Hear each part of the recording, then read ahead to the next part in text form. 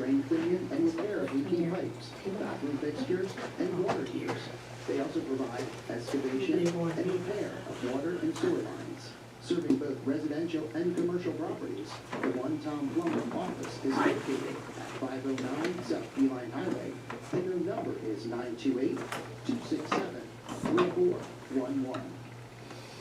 And good morning, Rim Country. Chris Higgins in the KRIM studios, and it is time for our Community Spotlight program. Hope you're having a great Wednesday morning. This morning on our Spotlight program, we're going to be talking about our Payson Public Library and also the Gila County Library District, and a little bit about all the libraries in Gila County and that are part of that library district. So I want to thank One Tom Plumber for sponsoring our Community Spotlight program, and also thank Emily Linke, our library director, director of the Payson Public Library, and Elaine Vortruba. And your title with the... I'm the county librarian for Gila County. County librarian, great. And with the Gila County Library District. Correct. And so we're going to be learning, again, more about the district and our Payson Public Library. If you've never been to our Payson Public Library, you're really missing out because, oh my goodness, the library offers so much for the community, and you have in front of you the calendar of events, which we have always posted on our KRIM website, krimfm.com, on our events page. It's also on the library's Facebook page, and there is just a ton of stuff that's always happening at the library. There really is. We keep telling ourselves we can slow down now that summer's over, but we don't seem to be doing it. We're really excited that we're going to have a new children's librarian starting next week. Oh, nice. Her name is Jennifer McCollichek. She actually had worked for us many years before while she was working on her master's degree, and then she went off and once she had gotten her master's degree, she went and worked for the Orlando Public Library System in Florida, and she was their makerspace librarian. So she is probably one of the most creative people you'll ever meet. She can do everything from robotics to handcrafts to all sorts of things. So To a tea party. To a tea party, yes. Jennifer was always sort of a walking encyclopedia. She's great at Reader's Advisory, but we're super excited that she's coming to us. And she'll be starting on Tuesday.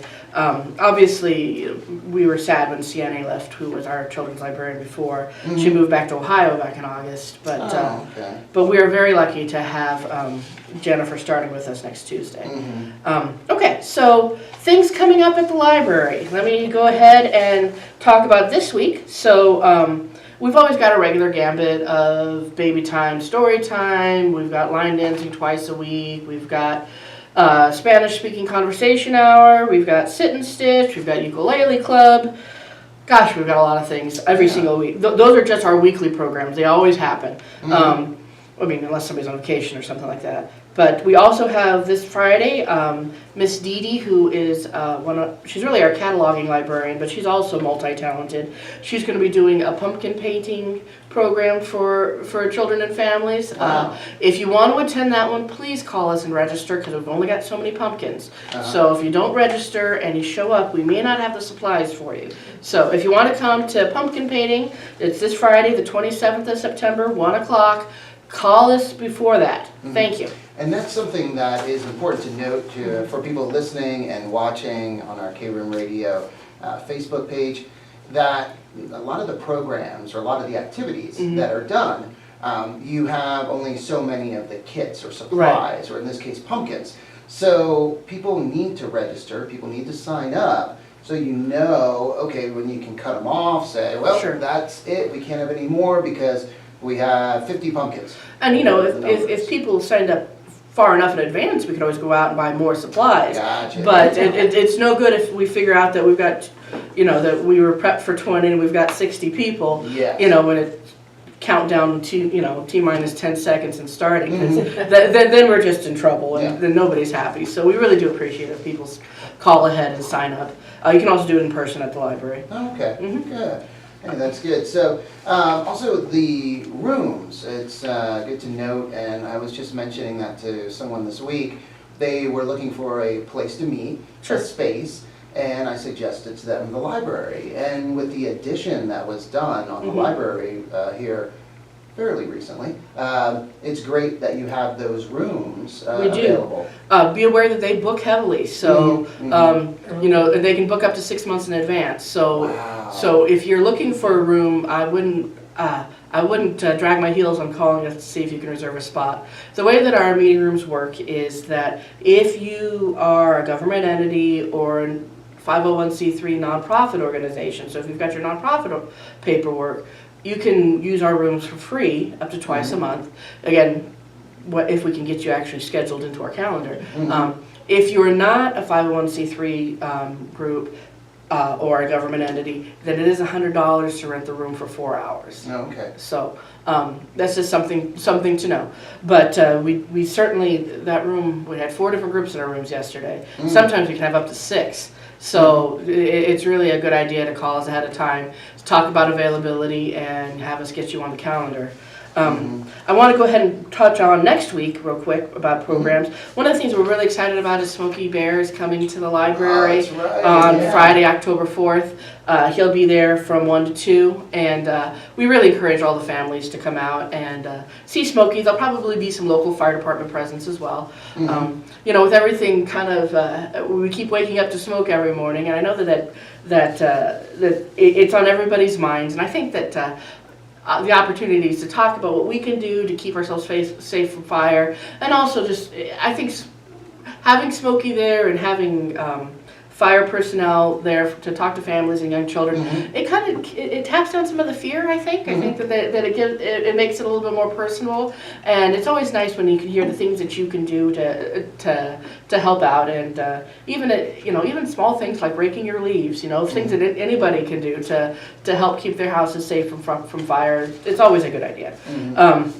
Anyway, so Smokey's coming Friday, 1 o'clock. We really hope to have a good crowd, so anybody with families out there that wants to come see Smokey, there'll be photo ops, and obviously the Forest Service will be here to talk about wildfire prevention, that sort of thing.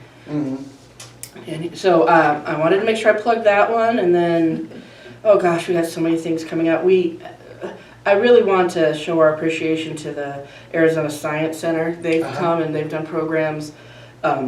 During the school year, they do it once a month. During the summer, they did it once a week. Wow. I mean, they drove all the way up from Phoenix, and they provided quality, free programming to the library. So, that's not a small thing. I mean, there's a lot of time and expense that goes into that, and they've come up to the library and run those programs for free. They're going to be doing engineering or rescue. So I think it's going to be about parachuting and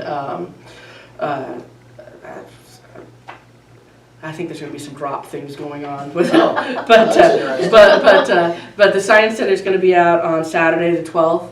Again, those programs during the school year, they cap at 25 kids. So if you want to make sure your child has a spot, please give us a call. And then after that, I wanted to touch on the fact that David's started a new history program where he's doing Arizona history presentations once a month. This month is going to be on Thursday, October 10th. It's going to be from 2 to 3. He's going to be talking about the Wilcox train robbery. For those of you who don't know my reference librarian, David Grasse, he's sort of become our town's historian.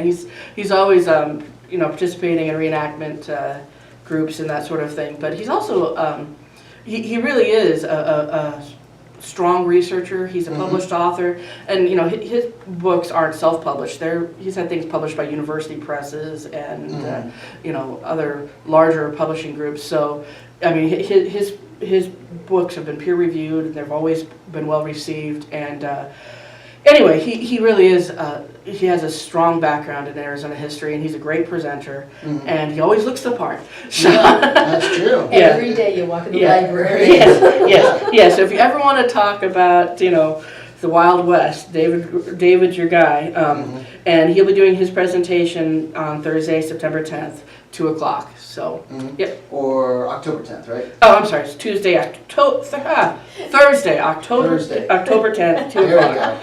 What did I say before? Oh, September. No, it's okay. Yeah. It's hard to believe that September It really is. That It's almost gone. that October's right around the corner. It October's is next week. next week is October. And I see that on the Payson Public Library Facebook page, the flyer for that presentation with David, train robbery, the Wilcox train robbery of 1895. Yeah.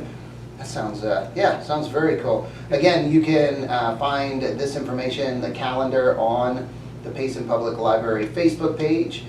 Just search Payson Public Library. It should be on the Gila County Library District webpage as well. Yes, Okay. we have a website and it's also posted there as well. Great. I haven't gotten it onto the town website yet. That's one of my things for today if I get a chance. But There we go. I've got the September calendar posted, but I still need to get the October one up. October 1, yes. And all of these, or a lot of the activities, the programs that you're offering, and also with the meeting rooms, the addition that was put on the library was made possible by the Library Friends of Payson. Well, honestly, the Library Friends of Payson make an awful lot of things possible.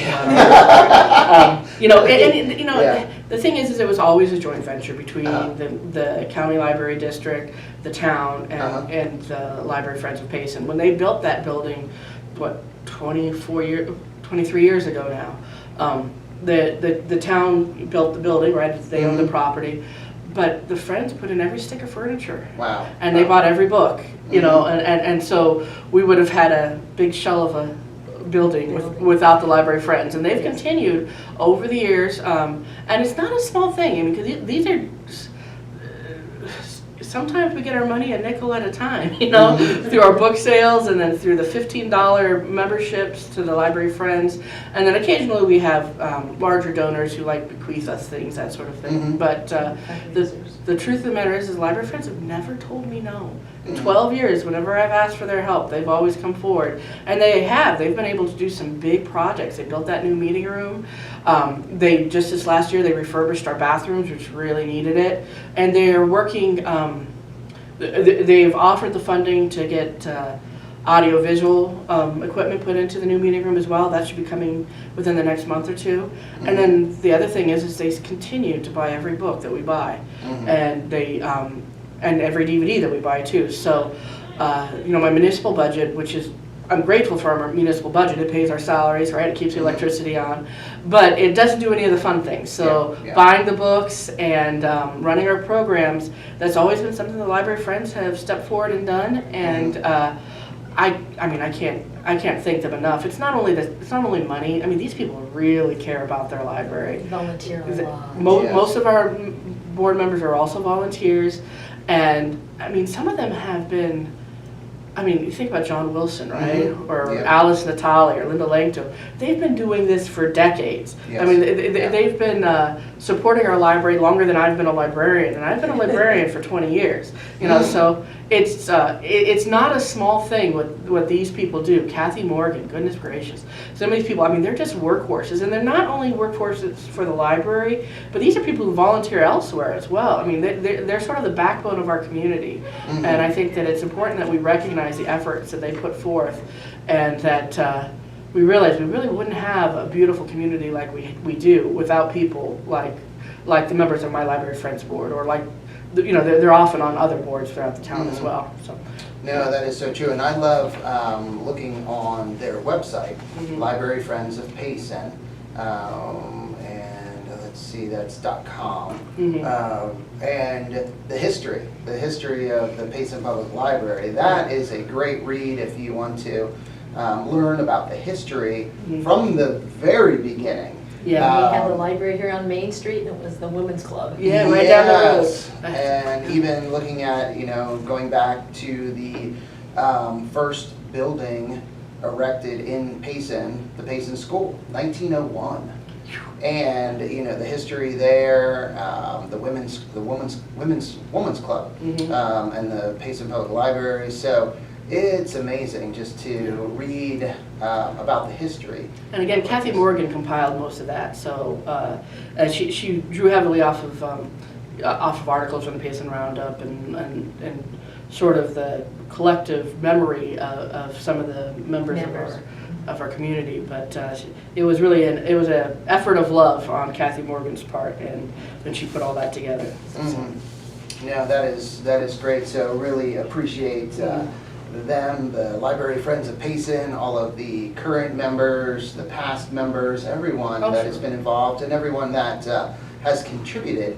And again, if you go to their website, libraryfriendsofpayson.com, you can see how you can become a donor. Oh, yeah. Also, and that helps again fund all of these amazing Sure. programs, buys new books, Sure. and materials for the library. Yeah. So, And please check That's out our great. library bookstore. You know, we sell books for 10 cents a piece sometimes, but every 10 cents counts, you know. So for every used book you buy, it helps me buy a new book for the library. So stop by the Library Friends bookstore. And then I guess I'm going to turn this over to Elaine because I've got baby time in 15 minutes. yes. Baby time at the Payson Public Library, 10:30 to 11:30. If you leave now, you can meet me there. Okay? All right. Well, thank you, Emily. Thank you. And have a wonderful day. What a plug. I know, for baby time. That's the cutest thing in the world. That sounds fun. Hey, you know, It is so fun to see those little guys that are, they take babies from, a week old, however soon mom wants to get out of the house. Uh-huh. And you can come to baby time until they're a year old. Mhm. And mom sits on the floor, has the baby in their lap. We're looking at board books and we're singing songs and doing nursery rhymes. So that child starts that early literacy training from the get-go. And it's so needed and it's so perfect and an easy, fun environment for moms. Plus then moms get to talk when the babies are playing together a little bit afterwards. So it's a great time for mom and baby. Oh, that does sound like a good time. So, Elaine, with the Gila County Library District, the district also is a big contributor to our Payson Public Library. That So is there are funds that are contributed to that and put towards our Payson Public Library. But then also programs, or there's a lot of different services that are utilized by all of the libraries in the library district. That's correct. So if you notice on your property tax bill, there's a secondary funding, and that's for the library district. So that's where our funding for the library district comes from. That's our only funding, other than maybe grants and things that we apply for as a library district. So all of that funding comes in through that tax, and we have service agreements with all 8 of the libraries in Gila County. So that includes, of course, the Payson Library. They are our biggest library in the district. Okay. And then we also have up in Pine, we have the library in Young, we have the library in Tonto Basin. The one in Tonto Basin is actually attached to the school, so that's a perfect environment for libraries. And then move on down, we've got one in Globe, one in Miami, one down in Hayden still, and then we actually have one out in San Carlos that we have partnered with the San Carlos College. So we moved into a new facility, or excuse me, a newer facility, right in downtown San Carlos, and it's in one building. We've got the community college library and we've got the public library. So this is kind of, not a lot of places do this. There's a place down in Phoenix that I actually worked with when I was living down there, and we did the same thing with a community college. And it is really a great thing because you get the best of both worlds. Well, and I love on the brochure here that lists all of the different libraries and the in-library services that are provided, but the quote here, bad libraries build collections, good libraries build services, great libraries build communities. R. David Lanks, is that, yeah, that's great. Great libraries build communities, and I really believe or feel like our library here in Payson is a big, really big part of our community. And it's so true in rural America overall, because a lot of these little communities, if you're up in the community of Pine or Young, there's not much there. There really isn't. So the library is the one building that's open, pretty much at least 5 days a week. You know their hours, you know that someone's going to be there, they have resources for you. You can go in, you can use a computer at any point in time. You can actually sit and use the Wi-Fi 24/7. I actually was by the Pine Library the other night because we were going to take pictures of the ignition, the last ignition on Monday night. Drove by the library, and there was someone sitting outside at one of their little tables using their Wi-Fi, and someone was sitting in their vehicle. So the Wi-Fi is available in all of these communities. if you don't have Wi-Fi or any kind of internet at home, you can go and sit at the library and you can live stream your shows type of a thing. So libraries present those spaces, like we talked about with Payson in their meeting room. We might not always have a meeting room area in some of our smaller libraries, but we've got space. We've got space. So they're very important because that's the place that, for instance, down in Hayden, our library down there doesn't have any place other than the pool, which happens to luckily be right next to the library for the kids. Okay. So in the summertime, they could go use the pool, and then they come into the library and use the resources and things down there. So libraries are key in these real small communities.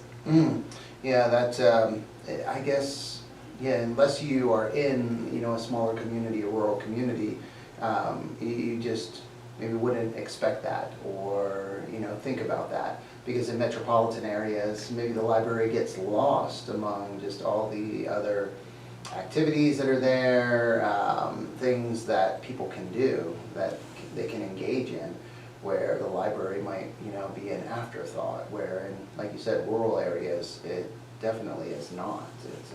It's one of the main attractions. It is, and especially for our visitors that we all have. Visitors, they're very well versed in libraries in small areas across the country, and they know that they can get the Wi-Fi at the libraries. They know that they can walk in and ask for anything, any help, for any resources for the communities, because that's who has that information. Not every community's got a Chamber of Commerce, for instance, so we're going to go to the library and we're going to get that same exact information. Yes. So, seeing one of the cards here, bookmarks, Overdrive. Overdrive, it says that you have access to even more books. So explain what Overdrive is. So Overdrive is our ebook and e-audio content. So you have to have a library card, but that's all you have to have. And a plug for the library card is you can actually get onto our county website, gcldaz.org. And at the top right-hand corner, if you don't have a library card, you can put an application in for an electronic library card. So that means you can get all of our electronic resources. Don't have to step into the library whatsoever if that's your choice, although we'd love to see you. But you can get that library card, and then you can use it to get into Overdrive, and that's all of our ebooks, e-audio. Not only do we have a collection that the county has purchased, we also then can borrow from some of our smaller community libraries as well. And we've got this bookmark, and we are kind of in a little bit of a consortium type of a situation where, for instance, if you find a book in Pima County Public Library, you want to borrow an ebook, if it's available, you can borrow it using your library card. You would just you go to their website or their part on Overdrive and use Gila County and use your library card, and you could borrow that book. The only stipulation is that you can't put it on hold because it is reserved for their community, but if it's available, you can check it out. So lots of communities, additional information that's actually a bigger collection, because I can't buy everything because I only have the funds that I can, put towards that, and ebooks are not cheap. Really? They are not. People say, oh, but if you buy one, then everybody can use it. Well, unfortunately, no. So if I buy one ebook, it could cost me anywhere from $35 to $95, depending on who the author is and who the publisher is. And that is, I buy that book for a year, one person use at a time. So not multiple users at a time on that ebook. And that's part of what that is that's the copyright issue, and those authors are getting their money, because it was a big deal if they're not selling that individual book. How are they making their money on their content?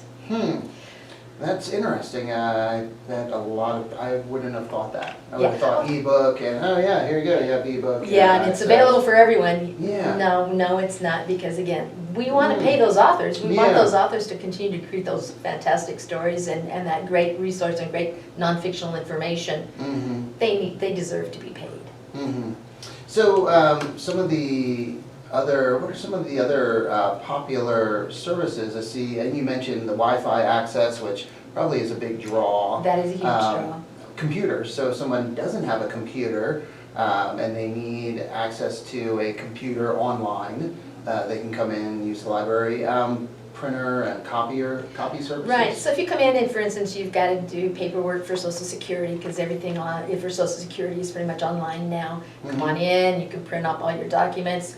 If you need something scanned in and uploaded to a particular website, you can do that there at the library. Those are all services that are available. Each of my libraries, if you're going to actually print something up, it is a little fee, because paper and ink aren't cheap, but it's a very minor fee. Each of the libraries kind of set their own rates, anywhere from 10 cents to 25 cents for a copy for black and white generally. So those are all available. Scanning is, if we're scanning something for you into your email, that's a free charge. So we've got all of those things available. We've got wireless printing available as well. So if you're sitting on your laptop in the library and you've got something off of your laptop that you want to print, you can connect to our printing and again pay the fee to the library and they'll print it right there for you. So wireless printing as well. Oh, wow. Okay, and then some digital resources mentions in the brochure, Ancestry. We do have one of our databases is Ancestry.com, Oh, wow, so it's okay. one that's advertised. We actually pay for that subscription through the Arizona State Library. Unfortunately, though, it is only in library use only, so you have to come and connect to our computers. You have to sit down at one of our computers at the library that's connected to our device or our internet, and you can use it there for free. So you can't sit in the library on your laptop, unfortunately, Gotcha. but you do have. But you can sit down and it's free to use, and you can use it for as long as you want to use it for, and as many sessions as you want. There is no limit. Wow, that's great. Now, all the rest of our data, our resources, so for instance, we've got Gale, we've got Britannica online, so we've got the kids Britannica, we've got the adult Britannica, we've got languages, a language database that you can learn different languages. All of those are anytime on your device, 24/7, just with your library card. So that's interesting, Britannica, and for anybody that's younger that's maybe watching that has never used an encyclopedia, I remember, the Britannica encyclopedia. So Britannica is still active, but now online, Yes. adding to their digital encyclopedias. Oh yeah, you remember probably growing up as a kid, you had them sitting on the shelf, and when you Oh, went and did a yeah. research paper, Yeah. you went to the shelf and you got the encyclopedia. Yeah. We don't buy those much anymore because no one uses them in the libraries to speak of anymore. But it is online and it's exact same Britannica, the great information. The adult versions, I always remembered as a kid trying to read those because that's all they had. Yeah. They were a little intense. Yeah. They're still a little intense, but that they've also now got one for youth, for children. Oh, okay. That is, much easier for the kids to read now. No, that's great. Well, anything else that you wanted to share before we end? It's almost 10:30. Oh, wow. And, I know, it was quick. Well, let's see. Probably the other thing is I wanted to make sure that everyone does understand that Payson's not just the only one that does library programming. If you live here in Payson, you can obviously go up to Pine, and they've got lots of fun programming and adult programming as well as all the rest of our libraries. All of our libraries do have available COVID kits for free. If you're feeling ill, please don't come in and ask for one. Please call, and then they'll bring it out to your car for you. We've got Narcan kits available, so if you are in need of one or may want to have one on hand just in case, come in and ask for that. And then we've also got fentanyl testing strips, and what those are, they're used for instance, if you have a teenager that's going to a party and they need to test their drink if they walked away from it. This is to test the drink to see if anything's been added to their drink. And it's just a little kit, it doesn't take much space. Guys can put it in their pocket in a little tiny clutch purse and take it with them. So kind of a great thing to have. And then also, if you have a child and you are a resident of Gila County, child birth to 5, we have the Dolly Parton Imagination Library program. You can get on our website and you can actually apply for application, and you can have a book mailed to your child once a month till they turn 5 Wow, for that's free. a great program. It is, and we've also got brochures and applications in each of the libraries as well. Wow.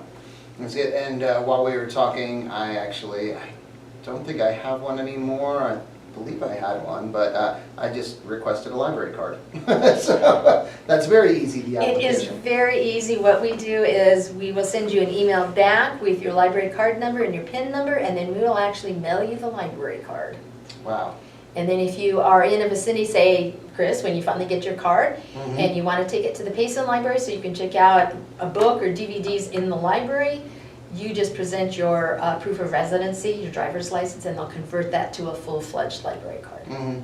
Nice, very nice. And that library card can be used in any of the 8 libraries in Gila County. So if you're visiting in Globe and want to go to the Globe Library and pick something out and check it out, you can do that.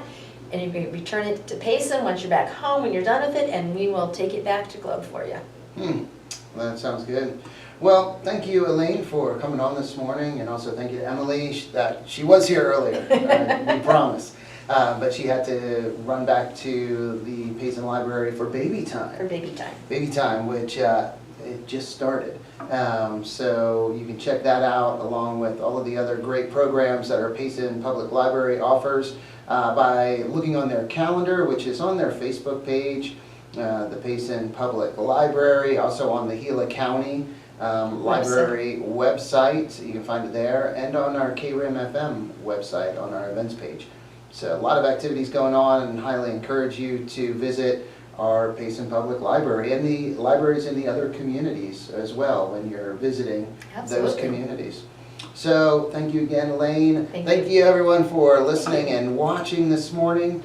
Time to get back to the music here on KRIM with the Rolling Stones, Rod Stewart, The Doors, and more. But first, let's get an update from our National Weather Service, and also a message from one of our other great sponsors, Pizza Factory. With this morning's KRIM weather forecast for Payson and surrounding areas, I'm no chance maybe See you guys. For your midweek Wednesday, we're looking at sunshine.